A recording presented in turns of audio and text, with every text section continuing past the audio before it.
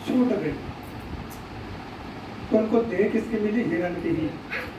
तो हम लोगों का ध्यान रखिएगा कि अंतिम समय में जब हम देह त्याग रहे हो, अगर भगवान का चिंतन नहीं करेंगे, जिसका भी चिंतन करेंगे, उसी देह में आपको वापस आना पड़ेगा। भरत महाराज का चरित्र ये सिखाता है कि भरत महाराज पूरी पृथ्वी के राजा, और युवा अवस्था में उन्होंने गृह त्याग दिया था। तो पूरी पृथ्वी में इतना वैभव होने के बाद भी झोंपड़ी में रह रहे थे, और हुआ क्या कि एक हिरण के बच्चे में आसक्त हो गए। हम देखते ना प्राय, अब तो हर चीज़ क्या कि देखा देखी होगी। आज से अगर आप देखें 80-90 के दशक में तो इतने घर में लोग कुत्ते नहीं पालते थे, पर कुत्ते को पालना भी बहुत वैसे गंदा माना जाता था उस समय में, कि भाई कुत्ते को पाल देते हैं। आप हर जीव में भगवान को देखिए, उसकी सेवा करिए, पर तो इतना भी नहीं होना चाहिए। मैंने तो लोगों को एक थाली में खड़े कुत्ता भी के साथ खाना, तो आप सोच क्या होगी आपकी? फिर देह तो वही मिलेगी आगे, ये देह वही मिलेगी, क्योंकि चिंतन किसका रहेगा? अब वो मतलब नेट इतना वो हो गया है, तो लोग को, कुछ लोग तो जानबूझ के कुत्ता इसलिए पालते हैं कि उसका वीडियो बनाते हैं, फिर वो उसमें डालेंगे और खूब सारे हमारे सब्सक्राइब बढ़ जाएंगे।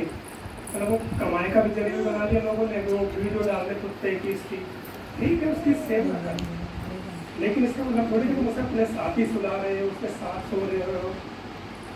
तो प्रकृति वही होगी हमारी, क्योंकि हमारी सोच ऐसी ही होगी।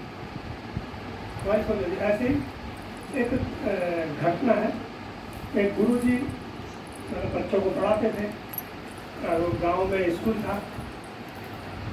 तो एक बच्चा क्या है कि देर से आता था, तो गुरुजी ने पूछा क्यों आता?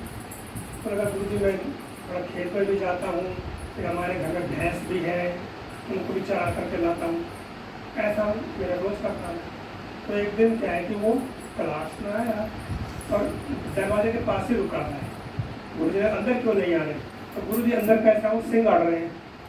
तो सिंह अड़ रहे क्या, उसकी सोच में वो भैंस ही है कि उसको इतना लगे कि वो कहते सिंह अड़ रहे हैं, मतलब अंदर कैसे आऊँगा ये कहना है। पर वो इतना ढल गया उन भैंसों की सेवा में, वो सोचा कि मैं भी यही हूँ।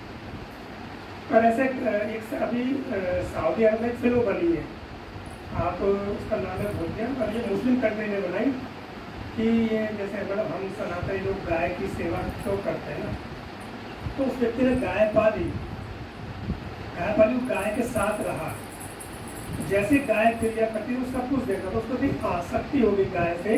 जब उसकी गाय मरी ना, वो गाय की तरह चारा खाता था। ये सच्ची घटना, कोई वजह नहीं है कि वही तो फिल्म बनाई कि उसमें वो की गाय जैसे रमाती है उस तरह का करते हैं, मतलब सब कुछ वैसे कर रहा है वो। तो कहने वाला वो इतना उसके चिंतन में बैठ गया।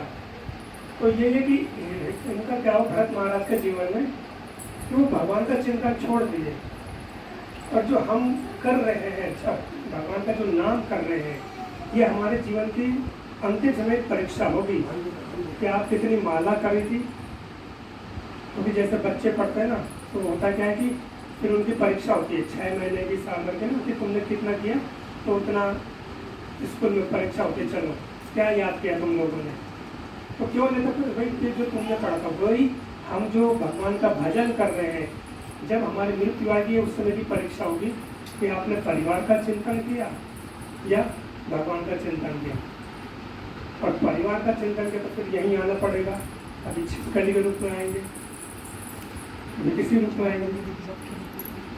एक नगर में एक बालक पैदा हुआ, तो नारद ऋषि गए उसके पास, बोले कि बच्चे तुम भगवान का भजन करो। तो तुम्हारे मैं छोटा हूँ, कहाँ से भगवान का भजन कर दूँगा, तो कुछ बड़ा हो जाता तो भगवान का भजन करूँगा। उनका ठीक है, बड़े हो जाओ। तो बड़ा हो गया, 10 वर्ष का हो गया वो। बोले तुम तो भगवान का भजन करो। अब तो मैं स्कूल जाता हूँ, अभी कोई पढ़ाई लिखाई कर रहा हूँ, तो अभी कुछ समय और दीजिए। उन्होंने कहा ठीक है, तुम समय ले लो।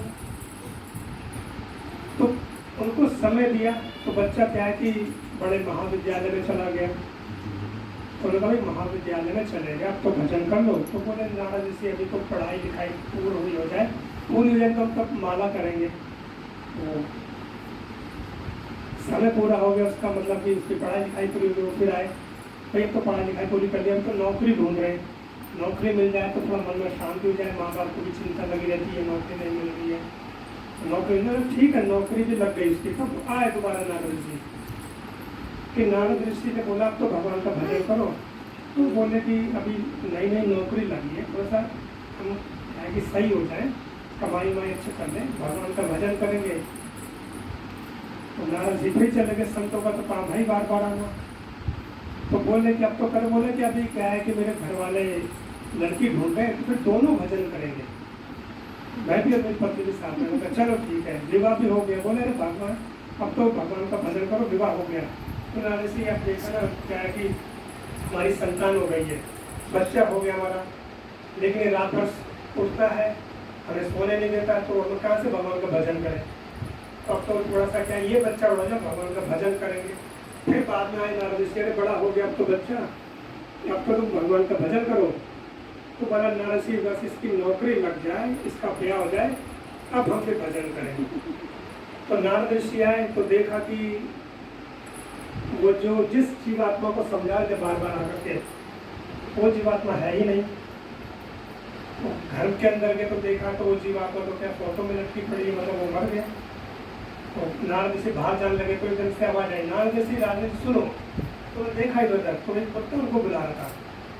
बोले कि तुम कैसे बोल रहे? बोले नारद ऋषि वही जीवात्मा जिसको आपने बचपन से समझाया था, लेकिन मैं भगवान का भजन नहीं करा। कुत्ते योनि में क्यों आ गए? क्योंकि क्या है कि मैं तो यही चिंतन करता था मेरे परिवार का। तो अंदर गया कुत्ता, है ना, अंदर जैसे कि उसके उस पुत्र ने उसके डंडा मारा सिर का, भगाया उसको बाहर। तो नारद ने कहा अरे भैया अब तो भजन कर ले, फिर डंडा पड़ रहा। तो कह कोई नहीं राधा सी, अपनों ने तो मारा डंडा, किसी और ने थोड़ी मारा डंडा, तब भी भगवान का भजन नहीं हुआ।